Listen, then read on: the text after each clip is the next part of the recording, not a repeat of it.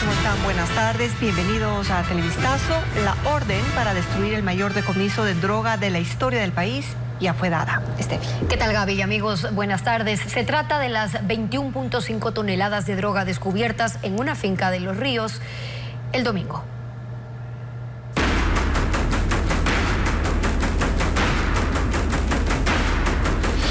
Droga capturada, una bomba de tiempo.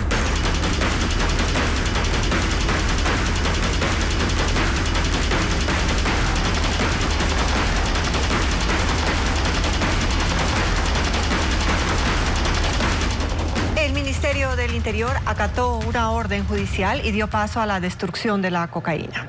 ¿Cuánto tiempo tomará el proceso? Carla Delgado nos amplía. Con una orden judicial, el Ministerio del Interior destruye 21.5 toneladas de droga mediante la técnica de encapsulamiento. El proceso, que se desarrolla en la provincia de Pichincha desde la mañana de este jueves, tomará alrededor de 11 horas y se hace en presencia de autoridades judiciales y con custodia de la Policía Nacional. Todo el proceso cuenta con medidas extremas. El lugar es mantenido en reserva y está especializado en la destrucción de droga. La prensa no tuvo acceso. El alcaloide fue decomisado en una finca del sector de Los Cedros en Vinces. Es la primera vez que en Ecuador se incauta esta cantidad de droga. Se ha dado golpes durísimos a los grupos criminales, se les ha quitado droga, también se ha investigado a las estructuras criminales, se ha puesto a órdenes de las autoridades, han recibido las sentencias y en ese trabajo no descansaremos. La Policía Nacional y el Ejército intervinieron en el operativo en el que un ciudadano fue detenido. Era el encargado de custodiar la droga. En el allanamiento, además, se incautaron, entre otras evidencias, 18 armas y alimentadoras de fusil. El decomiso fue evaluado en más de $1.000 millones en el mercado internacional. El Ecuador es uno de los pioneros en destruir droga por el método de encapsulamiento, un proceso que es rápido y económico que quemarla. Francisco Garcés detalla cómo funciona este mecanismo. El Ecuador está encapsulando grandes cantidades de droga. Es un proceso en el que las sustancias ilícitas se destruyen al ser mezcladas con otros materiales y convertidas en concreto. Ese método es 22 veces más rápido que la incineración. Todo empieza con las revisiones legales. La droga es pesada para comprobar que la cantidad coincide con la del cargamento que se debe destruir. Y luego se hace la prueba de campo para verificar su contenido. Es decir, que sea la droga que se ha ordenado destruir. Estas comprobaciones ante delegados judiciales y policiales. Una vez hechas las verificaciones, cada paquete es colocado en una cinta transportadora y se añaden otros materiales, en este caso vidrio. Al final de la cinta, los paquetes entran en una pulverizadora en donde se agrega agua, cemento, ripio, arena, otros desechos a destruir y acelerantes. Lo que sale de la máquina es concreto, que de a poco se vierte y se convierte, en este caso, en el piso de un galpón de la empresa contratada para la destrucción. Si bien el material pudiera ser usado en cualquier construcción, por lo pronto no está autorizado fuera de esa planta industrial, aunque el gobierno analiza emplearlo en instalaciones militares y policiales.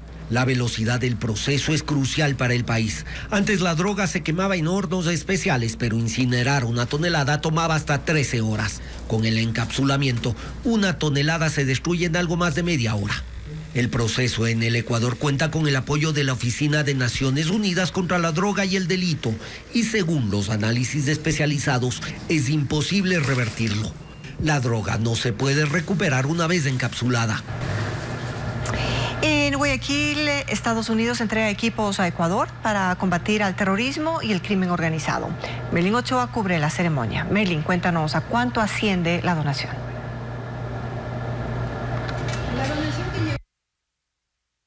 $1.7 millones y consiste en equipos de seguridad para las Fuerzas Armadas del Ecuador y en equipos de preparación ante desastres naturales para la Secretaría de Gestión de Riesgo.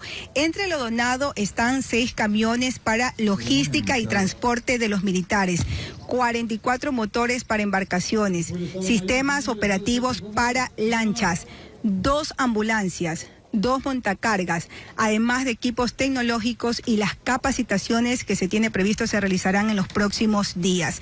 La ceremonia estuvo liderada por el comandante general del Comando Conjunto de las Fuerzas Armadas, almirante Jaime Vela, y la general del Ejército, Lauren Richardson, comandante del Comando Sur de Estados Unidos. Escuchemos las declaraciones. Este es el testimonio de la colaboración conjunta entre nuestros países y también es un testimonio del poder de la cooperación y de nuestra alianza. De esta manera, podemos fortalecer a nuestras fuerzas para combatir a las organizaciones criminales transnacionales que nos afectan a ambas partes. Las Fuerzas Armadas y el Ecuador se lo agradecen, al mismo tiempo que nos comprometemos a seguir desarrollando las capacidades de nuestra institución armada en pro del país y de sus habitantes. Señora General Richardson, señor embajador de Estados Unidos, tengan la seguridad de que este equipo militar será utilizado para conseguir la paz. La donación de Estados Unidos que se realizó a través de la Oficina de Cooperación en Seguridad de la Embajada en Ecuador llegó a Guayaquil la noche de lunes y se tiene previsto que desde mañana viernes se distribuyen los diferentes repartos y unidades. Es la información desde el fuerte militar Huancavilca, ubicado en el kilómetro 8.5 de la vía a Daule.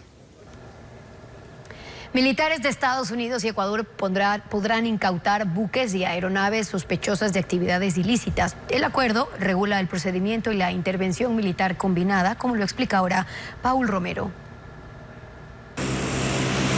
Buques y aeronaves sospechosas de actividades ilícitas serán interceptadas por militares de Estados Unidos y Ecuador. El acuerdo firmado entre los dos países faculta la ejecución de operaciones combinadas en territorio nacional y ejercer jurisdicción sobre las embarcaciones sospechosas, la carga y las personas a bordo. También la incautación, el decomiso, el arresto y el enjuiciamiento de los implicados. En la medida que permitan las leyes, la Guardia Costera de los Estados Unidos o la Armada del Ecuador, responsables de las operaciones en contra de las actividades marítimas ilícitas, podrán transferir los activos decomisados o el producto de su venta. El acuerdo contempla beneficios a los militares estadounidenses, como la inmunidad y la autorización para el uso legítimo de la fuerza en defensa propia y en función de las circunstancias, con excepción de operaciones en aeronaves civiles en servicio. Los vehículos, buques y las aeronaves operadas por Estados Unidos no estarán sujetos al pago de derechos de aterrizaje, estacionamiento, navegación o sobrevuelo en jurisdicción nacional.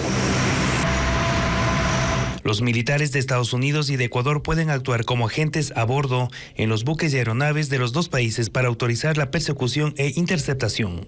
Las controversias que se originen por la ejecución de las operaciones combinadas serán solucionadas por mutuo acuerdo según el documento avalado por la Corte Constitucional. Para que entre en vigencia el acuerdo entre Ecuador y Estados Unidos, el presidente Daniel Noboa tiene que firmar el correspondiente decreto ejecutivo.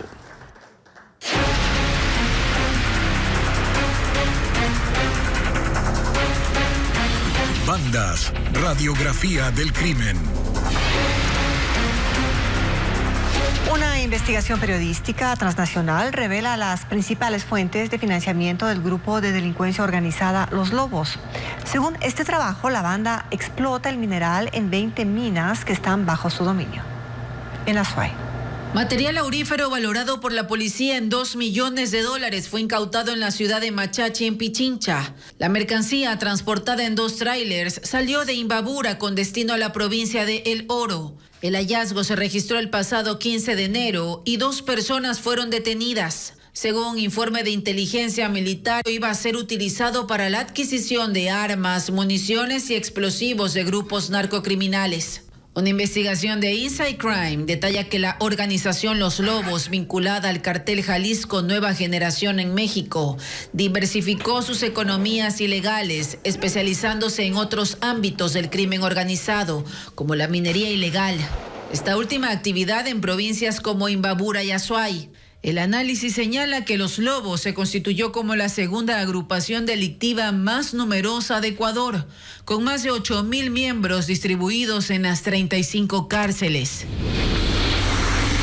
El portal de investigación Código Vidrio, en alianza con Revista Vistazo y el medio de comunicación Ojo Público de Perú, revelan en un informe periodístico titulado Las narcomafias del oro que los lobos extraen este mineral de 20 minas bajo su dominio en el cantón Ponce Enríquez, en Azuay.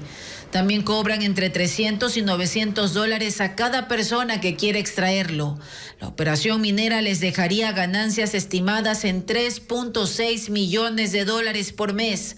En Ponce Enríquez, los lobos también causaron, según la investigación, un incremento de la violencia con el secuestro de personas en localidades mineras, ataques armados a concesiones y extorsión a trabajadores. En el caso Metástasis, se revelaron las conexiones políticas, los métodos de lavado y el financiamiento de estas bandas en la minería. También se señala a Leandro Norero como un patrón para los lobos, que utilizaba la explotación del oro como una vía para el lavado de dinero procedente del narcotráfico. Concluye el trabajo colaborativo, incluso cuando fue capturado en mayo de 2022. En la casa de Leandro Norero se encontraron 42 lingotes de oro. 18 miembros de la banda Los Lobos que operaban en el cantón minero Ponce Enríquez fueron detenidos esta madrugada. Están acusados de extorsión, de poner explosivos en puentes, asesinato y robo. Hubo allanamientos en 3 provincias y entre los detenidos constan 3 cabecillas, como informa Fabricio Lapo. Luego de 6 meses de investigaciones, 150 policías ejecutaron un operativo simultáneo contra una red vinculada a la banda Los Lobos en El Oro, Guayas y Azuay. En esta última provincia tenían un centro de operaciones en el cantón Ponce Enríquez, donde se habían tomado minas.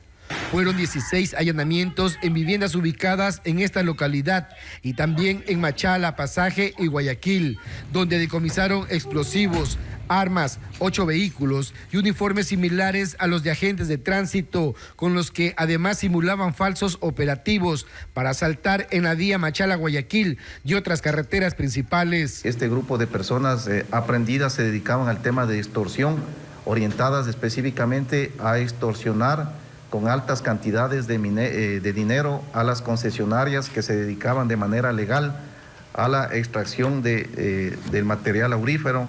Hubo 18 detenidos, entre ellos 3 hombres, identificados como cabecillas de este brazo armado Los Lobos. Específicamente hablamos de alias La Traca, que es el jefe operativo que tenía su predominio delictual en el cantón Ponce Enríquez.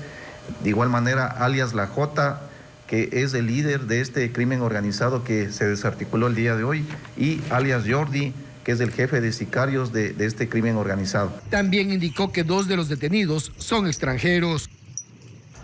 Colombia declaró estado de desastre natural por el aumento de incendios forestales. Su origen fue atribuido principalmente al clima seco y a las altas temperaturas.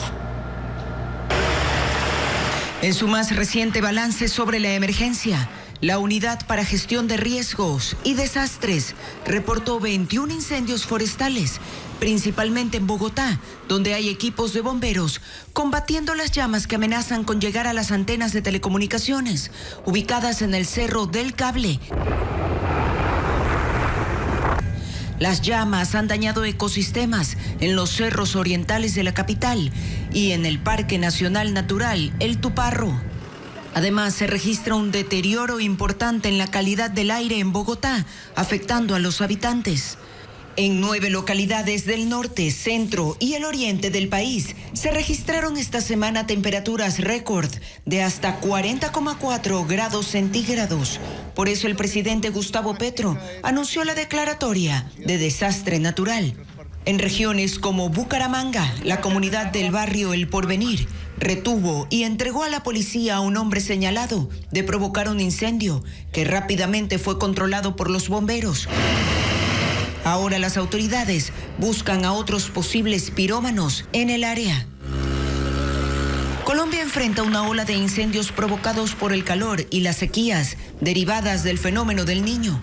Las autoridades destacan que desde noviembre se registraron 237 incendios forestales que han afectado a 131 municipios de 5 departamentos.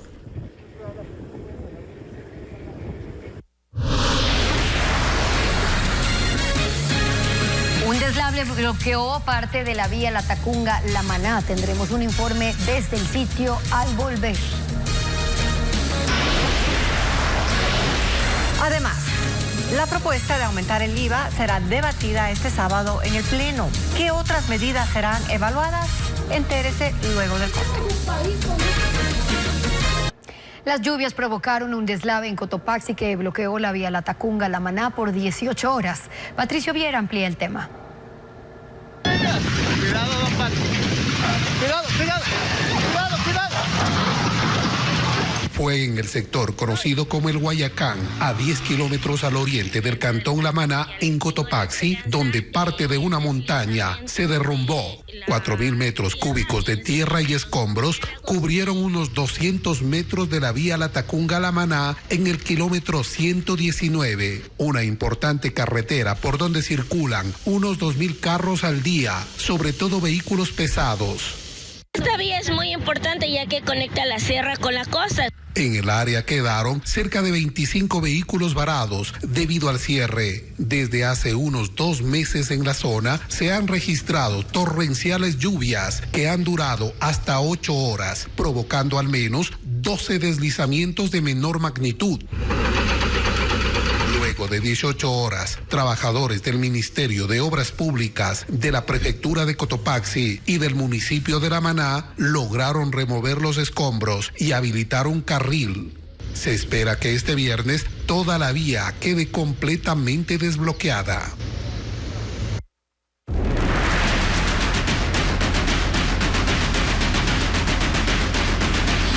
Clima, qué hacer y qué evitar. El Instituto de Meteorología e Hidrología, INAMI, emitió una alerta de temperatura máxima y radiación alta en el país. En la región costa, la temperatura máxima será de 32 grados centígrados, en la sierra llegará hasta los 27 grados centígrados y en la Amazonía hasta los 34 grados centígrados. Las provincias más afectadas por la ola de calor serán Pichincha, Sucumbíos y Orellana. Asimismo, hay alerta de radiación ultravioleta alta y extremadamente alta en la costa. El nivel será de 8, en la sierra el nivel máximo será de 13 y en el oriente se estima una radiación con un nivel de 11. Las provincias más afectadas serán Imbabura, Pichincha, Sucumbíos y Orellana. Tome precauciones, recuerde tomar agua constantemente, usar protector solar, gafas, gorra y ropa que cubra los brazos. La propuesta de aumentar el IVA al 15% será debatida por el Pleno este sábado en una sesión virtual. Antes, la Comisión Legislativa aprobó el incremento de manera temporal. Patricio Díaz cuenta qué otras medidas serán evaluadas. Los 5 votos de la bancada oficialista en la comisión permitieron que se apruebe el informe para primer debate de la ley económica urgente para enfrentar el conflicto armado interno. El documento incluye 4 medidas. El incremento del IVA al 15% hasta 2026 y luego se mantendrá de forma permanente en el 13%. Esta decisión impidió el apoyo del correísmo y el Partido Social Cristiano. Ellos no respaldarán el incremento ni de un punto en ese impuesto. Según el gobierno, es una medida de recaudación inmediata, algo que requiere la economía fiscal y es el monto más grande porque suma 1.300 millones de dólares. La segunda medida es un impuesto a las utilidades de los bancos. Dependiendo del monto de sus ganancias, la Comisión propone una escala de tributo del 15 al 30%. Esperan 293 millones de dólares. La tercera medida es un impuesto del 5% por utilidades extraordinarias a las sociedades, excepto medianas y pequeñas empresas. La base será el ejercicio fiscal del 2022. Se proyecta recibir 177 millones de dólares. Estos 2 tributos, según juristas, caen en retroactividad y por lo tanto en inconstitucionalidad. Y el argumento que se quiere esgrimir ahora es que en anteriores ocasiones la Asamblea Nacional ya lo ha hecho, pero los errores del pasado no justifican las inconstitucionalidades del presente. Sin embargo, este no es un tema solo del oficialismo. El correísmo incluye en su informe de minoría la misma contribución a la banca. Sus porcentajes se basan en las ganancias de 2023. El Partido Social Cristiano propone similar contribución a utilidades de las sociedades. basándose en el ejercicio fiscal de 2022. Nosotros cuando hacemos una propuesta decimos que es un factor de comparación sobre el cual se puede realizar un cálculo, que aunque parezca lo mismo no es lo mismo. La cuarta medida que incluye el informe de mayoría es disponer al presidente de la República la revisión de la tarifa del impuesto a la salida de divisas, ISD, y decidir si la mantiene en el 3.5 o la aumenta, como pide la Revolución Ciudadana. El sábado, de manera virtual, se realizará el primer debate de esta norma en el Pleno de la Asamblea. Ecuador paga más de 4.000 millones de dólares por el subsidio a los combustibles, pero narcotraficantes y contrabandistas también se benefician, dejando pérdidas al Estado de al menos 106 millones de dólares cada año. Diego Cuenca con los detalles.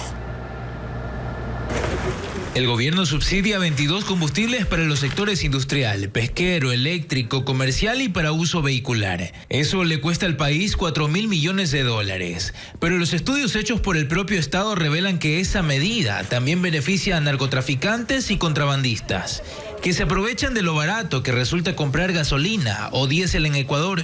La primera vía está en el tráfico de combustibles, que sale por las fronteras terrestres con Colombia y Perú, e incluso por mar, para revenderlos en los países vecinos.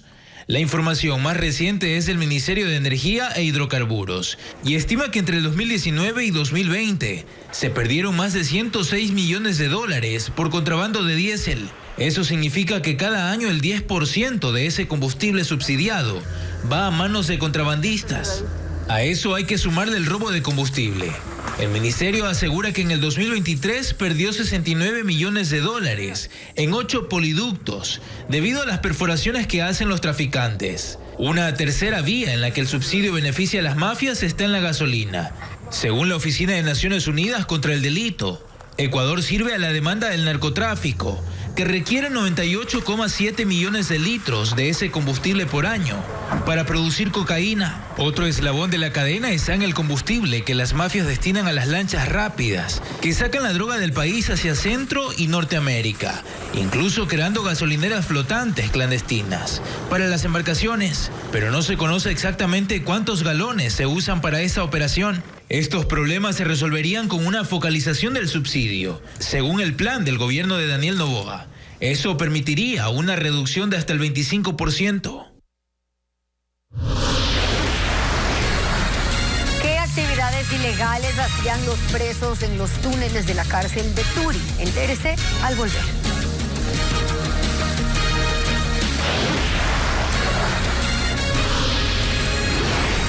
Además, otras conversaciones del caso Metástasis reveladas por la Fiscalía demostrarían cómo el narco Leandro Norero lavaba su dinero.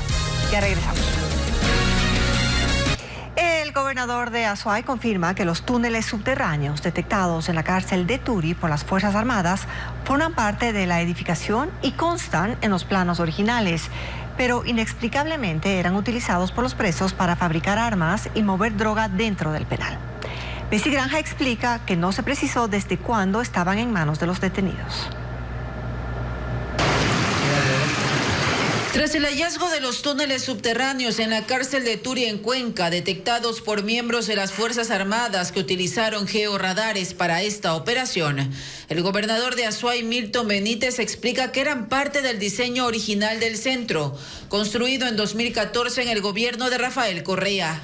La autoridad afirma que esto se confirmó tras una revisión de los planos originales de la cárcel, donde constan estos conductos que tienen una extensión aproximada de 1.000 metros. Estos túneles estaban previstos cuando haya alguna revuelta, cuando haya alguna situación, alteración, entrar por ahí la fuerza militar o la fuerza policial. Los túneles donde existen tuberías de agua y de internet se conectan con los 9 pabellones de la prisión y con las torres de vigilancia. El funcionario descartó que exista alguna salida con el exterior de la cárcel, pero reveló que tenían un circuito de videovigilancia, que se presume también era controlado por los reos. Igualmente tenían compuertas electrónicas, todo estaba bien diseñado. Es por eso que ellos inmediatamente se tomaban siempre las torres como como poder de que se han tomado todo el centro de rehabilitación Turi. El titular de la gobernación admite que hasta antes de la intervención militar, toda esta edificación subterránea era manipulada por los privados de libertad, que lo utilizaban para la fabricación artesanal de armas y el traslado de droga a las celdas, pero no precisó desde cuándo. En este centro de rehabilitación, los presos también causaron daños en el circuito de videovigilancia y las interconectadas del sistema Q911. La Corte de Pichincha declaró culpable a la ex jueza María Belén Domínguez por tráfico de influencias en la acción de protección que en 2021 benefició al entonces alcalde de Quito, Jorge Yunda, para que se mantenga en el cargo. Los magistrados le impusieron una pena de 3 años de prisión como autora del delito. La Fiscalía acusó a Domínguez de usar a sus subalternas para manipular el sorteo y que la causa recaiga en su despacho. Pese a ser un recurso constitucional, ingresó sobre la hora como un proceso de violencia contra la mujer. Se usó la figura de acto urgente para que no se sortee entre los 331 jueces de la ciudad.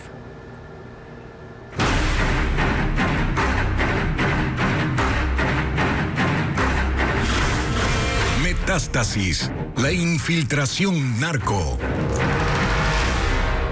Tras radicarse en Estados Unidos, Javier Jordán continúa haciendo negocios a los que invitaba el narcotraficante Leandro Norero. Según los chats que recuperó Fiscalía y forman parte del expediente del caso Metástasis, las empresas eran usadas para lavar parte del dinero que obtenía alias El Patrón por el envío de droga a Europa. Luisa María Heredia con el informe.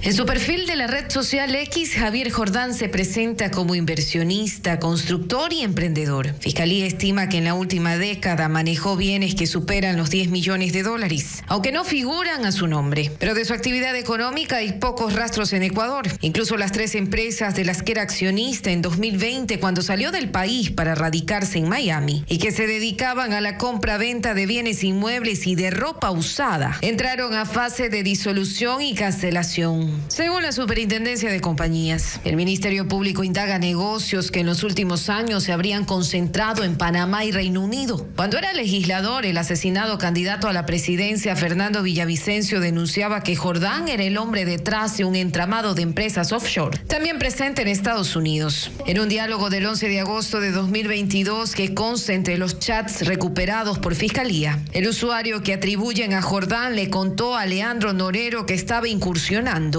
en la industria cosmética. Sí te conté algún día que tengo un laboratorio cosmético. Ayer me trajeron unas gomitas para hombre y mujer que son de apetito sexual. La voy a romper con eso. Habla serio. ¿Y efectos secundarios? Hasta ahora nada. Estamos en estados de permisos. Es que es un suplemento vitamínico. Son puras gomitas como las vitaminas de los niños. Un éxito va a ser. Acuérdate. Lo voy a patentar. Chévere, ñaño. Esa nota pega si le haces. La idea, según se evidencia en los chats, era incluir al laboratorio en la red de lavado de dinero que favorecía a Norero. Ando hasta las de camello. Estoy en reunión de olores de desodorantes. Belleza. Méteme en el camello. Voy a lanzar unos productos vacanzotes. Parecen franceses, hechos acá, pero con precio de China. Belleza, ñaño. ¿Qué tiro? Ahí avisa, tengo los vendedores. Vas a ver, ahí te doy la distribución que vendas allá. Hagamos plata. ¿Qué se necesita? Revlon quebró, me estoy cogiendo los productos Pepas. Siempre haciendo hueco a las grandes industrias. Pero la plena, vamos activando. Si no nos llega la vejez, chiros. Alias El Patrón le habría hecho caso a Jordán. El 18 de agosto de 2022 lo puso al tanto de la reactivación de su operación, el tráfico de drogas. Mira, hice una prueba con 100 por ahí. Metimos entre unos panas. Yo me fui con 10 para probar. Ya llegué con eso. ¿Dónde? Guate, a ese precio. Simón, eso es una semana. ¿Pero dónde entregas? ¿Agua? Sí, por agua. En la 52 yo mandaba por allá mis barcos, pero cogieron 2 toneladas en agua, mi pana Bukele. Pero esas son lanchas que salen desde Manta. Yo solo tengo Europa. En buque. Bueno, me avisas que necesito hacer dólares. La vida es muy cara por acá. Granjeros de Francia se suman a las protestas de otros países europeos que se oponen a una serie de medidas como la eliminación de subsidios y el aumento de impuestos, en medio del proceso de la llamada transición verde para una agricultura sostenible que pone ciertos límites a la producción. El informe con Iliana Suárez. Granjeros y agricultores de Francia, Alemania, Polonia y Rumania Protestan en decenas de ciudades en contra de las directrices medioambientales y presupuestarias impuestas por sus gobiernos para cumplir con las normas de la Unión Europea. Principalmente la eliminación de subsidios al diésel, lo que incrementa sus costos de operación. El reglamento sobre el clima busca reducir las emisiones de efecto invernadero en un 55% para el año 2030. Esto ha llevado a varias naciones a tomar medidas para disminuir el consumo de energías y combustibles dañinos para el planeta, además de prohibir el uso de pesticidas y aumentar impuestos a vehículos contaminantes y ciertas maquinarias. En Francia, los agricultores usaron sus tractores para bloquear vías importantes en el país. Y en un pequeño municipio al norte de Toulouse, vaciaron volquetas llenas de heno y llantas viejas a la entrada de las oficinas municipales. También lanzaron material fertilizante contra supermercados, mientras que al norte de Aviñón lanzaron a la carretera una serie de productos agrícolas, principalmente frutas y vegetales importados. En Rumania, agricultores y camioneros iniciaron una protesta contra los ineficientes controles fronterizos que permitan el ingreso de productos más baratos. Rechazan los altos impuestos que pagan frente a inversores extranjeros. En Alemania y en Polonia también rechazan el aumento de los costos de fertilizantes. En Países Bajos, Bélgica, Irlanda y España hay otras protestas, pero a menor escala. Estas naciones comparten además la preocupación por la llegada de productos agrícolas ucranianos a precios mucho más bajos y están en contra de la importación de carne bovina desde Argentina y Brasil. Arabia Saudita introduce un plan para regular el consumo de alcohol y contrarrestar el comercio ilícito de estas bebidas. El país se está preparando para abrir su primera licorera en la capital Riyadh, que atenderá exclusivamente a diplomáticos y otros extranjeros no musulmanes.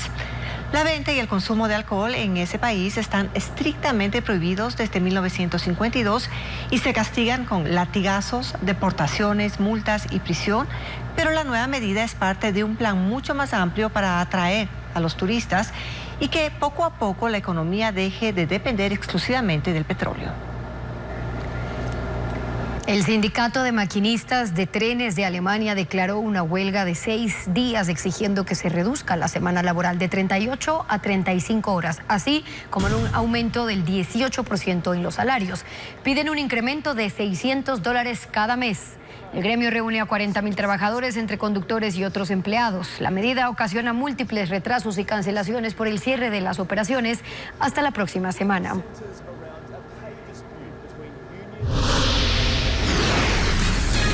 Para recuperar 2 camiones llenos de licor de contrabando, delincuentes enfrentaron a la policía en Ibarra. Los detalles luego del corte.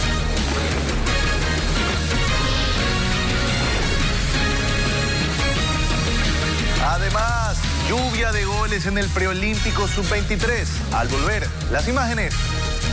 Un convoy de la policía que escoltaba 2 camiones con más de 45.000 botellas de cerveza de contrabando fue interceptado por 4 vehículos y atacado a balazos en Ibarra, en Imbabura.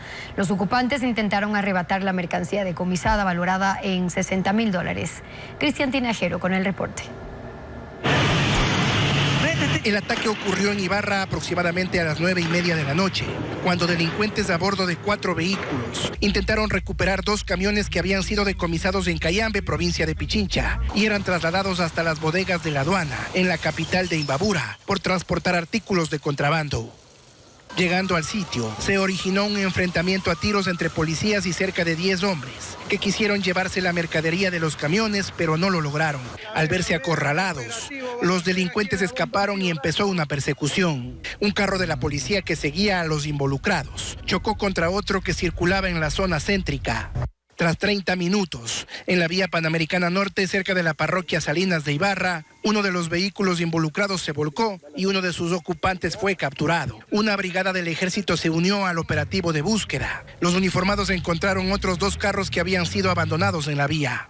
La mañana de este jueves, la policía mencionó que los camiones que intentaron llevarse contenían 45,000 botellas de cerveza provenientes de Colombia. Este contrabando, dicho por los investigadores, supera el monto de los $60,000. Este enfrentamiento ocurrió 24 horas después de haberse levantado el toque de queda en Imbabura. El artista Diego Pinos inauguró su exposición en la Asociación Humboldt en Quito. Además, la Orquesta Sinfónica de Loja ofrecerá un concierto gratuito en la Iglesia del Valle. Estefanía Arias con la agenda cultural.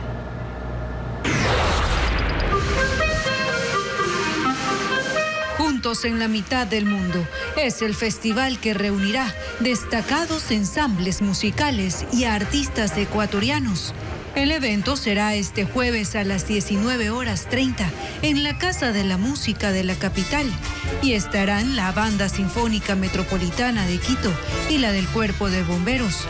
Además, intervendrá la Big Band de la Universidad Central del Ecuador junto a Felipe Salles en el saxofón.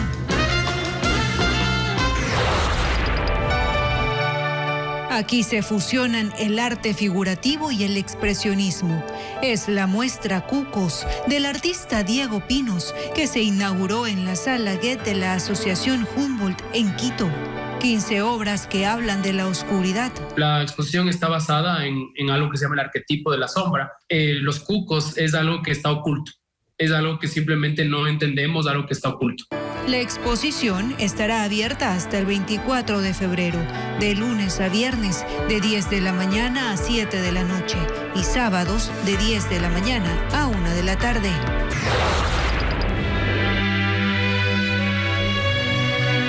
Con un repertorio clásico dedicado a composiciones del artista austriaco Joseph Haydn, la Orquesta Sinfónica de Loja se presentará en la Iglesia del Valle, en Loja. El concierto estará bajo la dirección del maestro Gerasim Voronkov y será este viernes 26 a las 20 horas. La entrada es libre.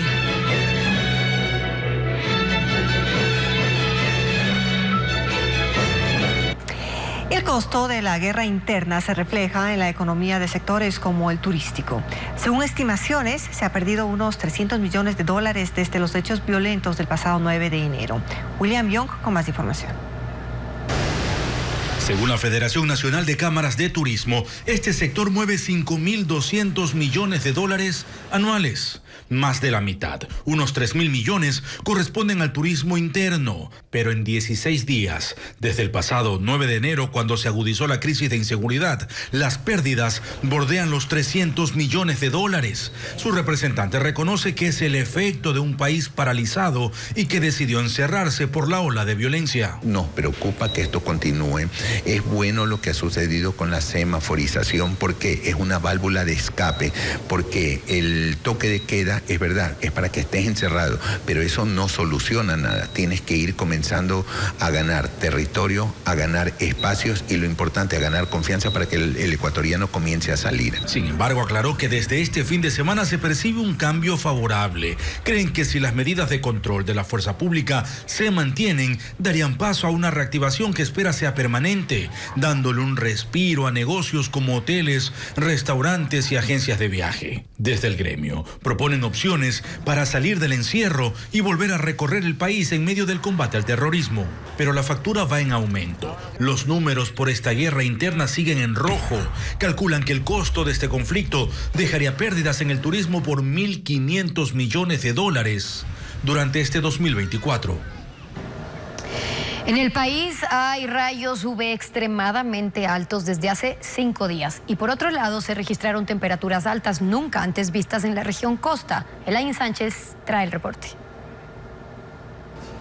Según el INAMI, Ecuador atraviesa una ola de calor extremo con muy altos niveles de radiación ultravioleta. Esto significa que las personas deben estar atentas a dos frentes: la temperatura y el nivel de radiación. En las provincias de la costa se ha roto un récord, pues ha llegado a 34.8 grados centígrados. Lo mismo sucede con el resto de regiones. Se estima que la ola de calor se mantenga hasta inicios de febrero. Lo más peligroso está en los niveles de radiación de rayos ultravioleta, que según el INAMI también se van a prolongar por lo menos hasta el 8 de febrero. El INAMI hizo un mapa pronosticando qué ocurrirá en todo el país. Del 0 al 2, riesgo bajo. del 3 al 5 moderado, del 6 al 7 implica daño en piel y ojos, del 8 al 10 quema la piel, ojos y cuero cabelludo, 11 o más implica riesgo muy extremo y secuelas irreversibles en la piel. La provincia más afectada por la radiación es Pichincha por estar sobre el paralelo cero y a 2.800 metros sobre el nivel del mar. La última semana hubo un promedio de 11 puntos, al igual que en Imbabura, Cotopaxi, Sucumbíos y Orellana, que representa un riesgo extremo. Esmeraldas, Manabí, Guayas, El Oro, Loja, Azuay, Chimborazo, Tungurahua, Napo, Pastaza y Morona Santiago tuvieron 10 puntos de radiación. Las provincias de Bolívar, Los Ríos y Santo Domingo son los menos afectados con 7 puntos que todavía se considera alto. El calentamiento global está provocando las altas temperaturas. Este 25 y 26 de enero van a ser los días más calurosos. Por eso los expertos recomiendan el uso de ropa que tape la piel, gafas de sol, gorras, paraguas, bloqueador y también hidratarse lo suficiente.